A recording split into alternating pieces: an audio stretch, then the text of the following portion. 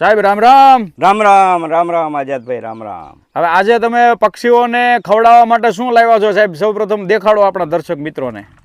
આઝાદભાઈ આપણે ધાંગધ્રાની જે ફલકો નદીનું જે નર્મદાનું પુલિયું છે, હા ઓવરબ્રિજ, બરાબર બરાબર, એ સ્થળ ઉપર આપણે પહોંચ્યા છીએ.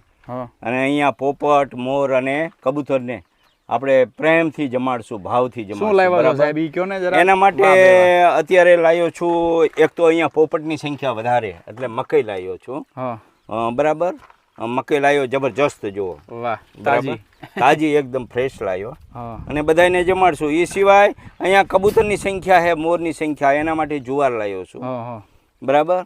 એ સિવાય આ પોપટ માટે ચોખા પ્લસ બાજરી, વાહ, બરાબર, બે મિક્સ કરીને લાવ્યો છું. હા હા અને એ સિવાય તમે જુઓ તો કીડીઓ માટે, કૂતરા માટે, અનેક પક્ષી માટે આ ભૂકો લાવ્યો છું, પાપડી બિસ્કિટનો. વાહ ભાઈ વાહ. બરાબર. હવે આપણે પાછું કામ ચાલુ કરી નાખવાનું.